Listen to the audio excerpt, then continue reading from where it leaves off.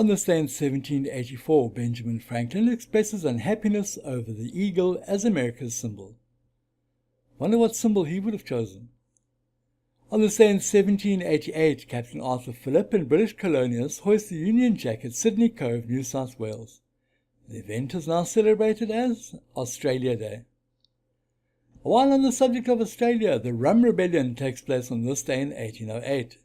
It was the first, only successful, albeit short-lived, armed takeover of the government in Australia. On this day in 1837, Michigan is admitted as the 26th U.S. state. And on this day in 1841, Hong Kong is proclaimed a sovereign territory of Britain. The British Rugby Union is formed on this day in 1871. John Logie Baird holds the first public demonstration of television in his laboratory in London on this day in 1926. And on this day in 1939, Spanish dictator and General Francisco Franco conquers Barcelona. Auschwitz concentration camp is liberated by Soviet forces on this day in 1945. On this day in 1950, the Indian Constitution takes effect, making the Republic of India the most populous democracy in the world.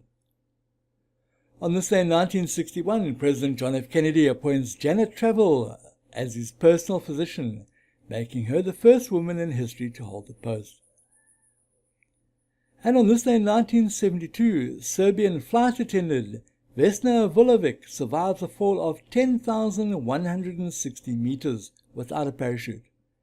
She was on JAT Flight 367 when it exploded over Czechoslovakia. She was the sole survivor. On this day in 1998, Intel launches the 333 MHz Pentium 2 chip. An earthquake hits Gujarat in India, killing more than 20,000 people on this day in 2001. And on this day in 2005, Condoleezza Rice is sworn in as U.S. Secretary of State, becoming the first African-American woman to hold the post. Let's look at a few birthdays for today. American General Douglas MacArthur is born on this day in 1880. Actor and entrepreneur Paul Newman was born on this day in 1925. Dutch-American rock guitarist Eddie Van Halen was born on this day in 1955.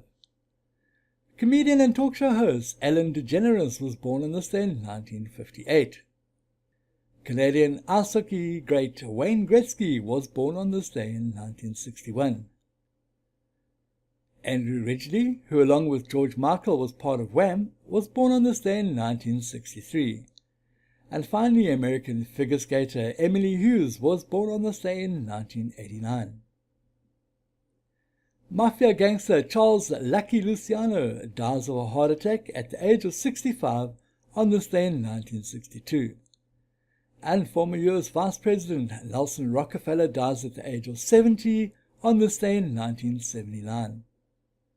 And finally, on this day in 1983, the South African government announced at a special press conference that a senior South African naval officer, Commodore Dieter Gerhardt, and his second wife Ruth, had been detained for questioning in connection with alleged espionage. Gerhardt was commander at the strategically important Simonstown Naval Base. Thanks for watching. Please remember to subscribe to our channel and tune in tomorrow for another This Day in History.